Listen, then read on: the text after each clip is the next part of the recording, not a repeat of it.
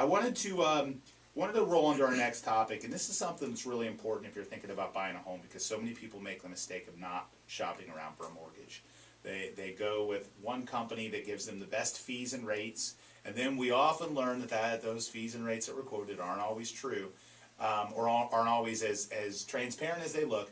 But I wanted to roll it to David a little bit and talk about, what buyers should do, why shopping for a mortgage is important, but also why shopping for a mortgage, not just basing it on rates and fees, is just as important. Well, I mean, I think that as any consumer, basically the article just stated that people don't shop for mortgages, which I find very unusual. Why would you not? It's amazing to me.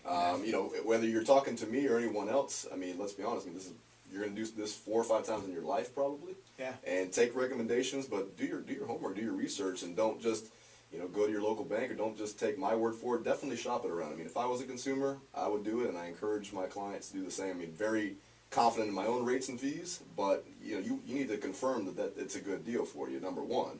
And then number two, yes, it's who you're dealing with. It's who, are you dealing with the Duncan Dual office that referred you to David Diaz, and they've dealt with hundreds and thousands of transactions, and they know that they've seen things go awry with other lenders and not awry with David Diaz. I mean, I just closed one with a member of your team. Yeah. And so if smooth as silk. If the realtors are choosing me for your lender, I mean that gives me some credence. But definitely shop it around. Here's the reality of it. We're in an environment right now with TRID, and for those of you that don't know TRID, Google it. But in reality, it's I think it stands for the reason I drink. Yeah.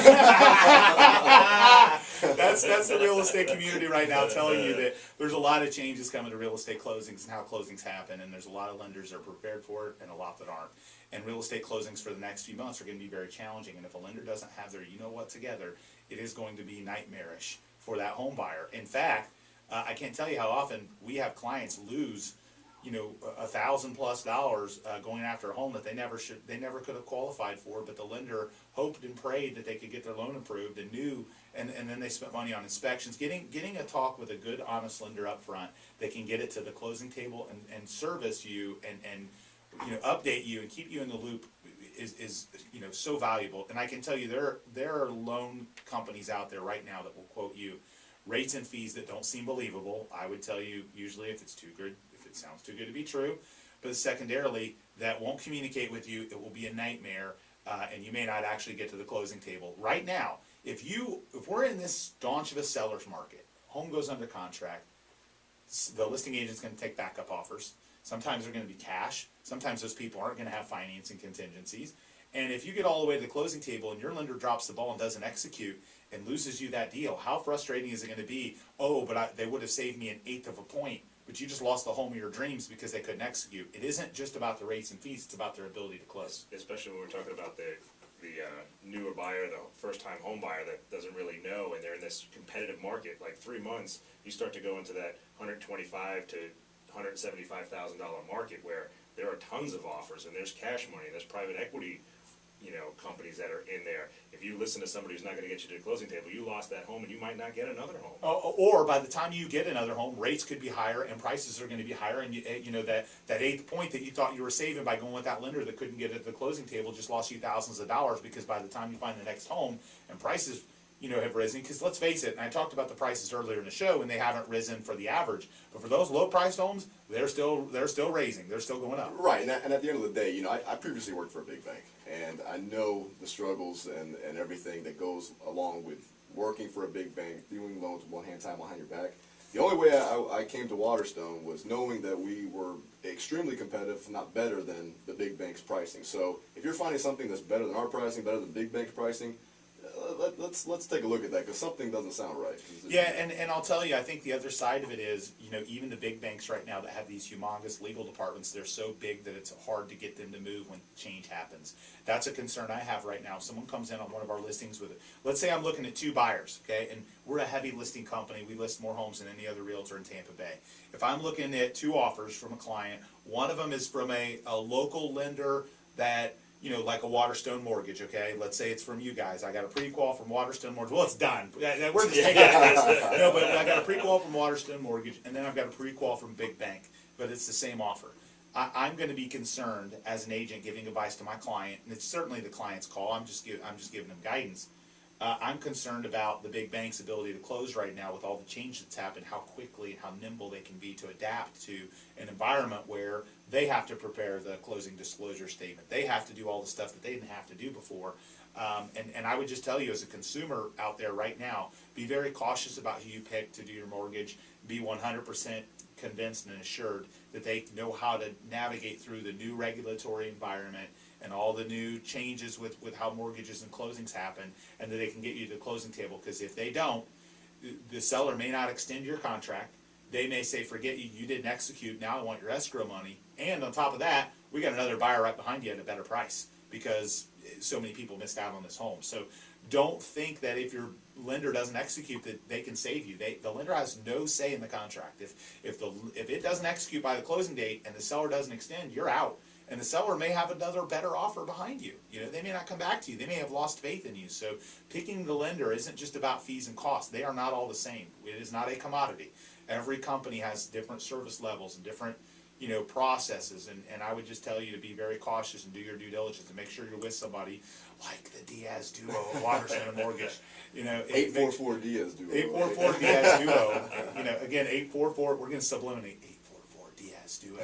Make sure you're with a good lender because it really will make all the difference. And David, I think you guys could probably attest to that. There's times when you see, you know, an online lender come in with some crazy low rate and fee, and you don't know how they're really pulling it off, and then the client goes with them and finds out the fee isn't really exactly what it was quoted, and then there's 3 months of closing delays and they lose the house. Yeah, we see that a lot, and that comes with why I was kind of shocked at the article saying that people don't shop. Well, I mean, I see people that shop, obviously, when we get these random banks I've never heard of, you know, that have some ridiculous, you know, interest rate quote on there. So the first thing I say is, well, let's look at the actual estimate, because sometimes a good interest rate means just higher fees. Right, you're just you're just paying points. And yeah. so, assuming that everything checks out, you know, I'll have a conversation with the client. If this is where you want to go, I'm sorry, I can't touch it.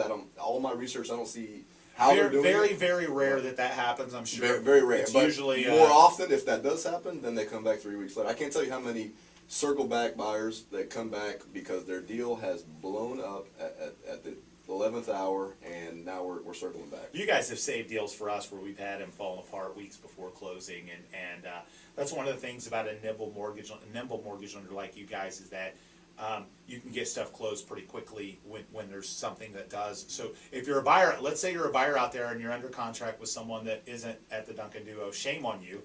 Turn off the radio. No, seriously. But let's say you're a buyer out there and you're under contract on a home, and you know, you're having challenges with your mortgage lender. Get a second opinion. Call the Diaz duo. Talk to them and see. Maybe they can save your deal.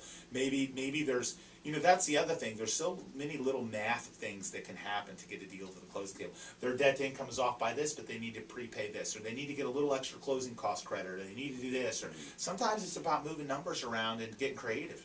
Yeah, I just had a realtor, not from your firm, but a realtor called me over the weekend because he's got a deal falling apart, and he's trying to ask, you know, well, they only have 1 year of tax returns. So, well, you know, there are some instances where that is possible. There's some, you know, unique scenarios where that's around, but I'm always going to get the 2nd year tax returns, at least from my own knowledge, Right. to know, because there's a 90% chance that 2nd year's tax return is going to be required. Right. So it's just one of those things, as an experienced loan officer, that I would never tell somebody that they're good to go. I would tell them, hey, maybe we're going to try this, and here's our potential Right. hurdles. I mean, it's just being, you know, just communicating with everyone. And a lot of it's communication, and that's why, again, it's so important. You know, you shop around for a mortgage, but don't just shop rates and fees. Shop service levels. Shop the person, because even the same thing, a different loan officer at any company can be different than the best loan officer at the company. You know, and which is kind of cool. I remember reading something recently on you. You're like one of the highest ranked loan officers in Waterstone Mortgage in the country, which is pretty awesome. Yeah, I think I don't know, somewhere in the top 10 for the I saw a little release, which is pretty cool. You know, pat yourself on your. You know, you got to trash talk your dad now. What's up? What's up, Marty? Where's he? Yeah, he's out dancing somewhere.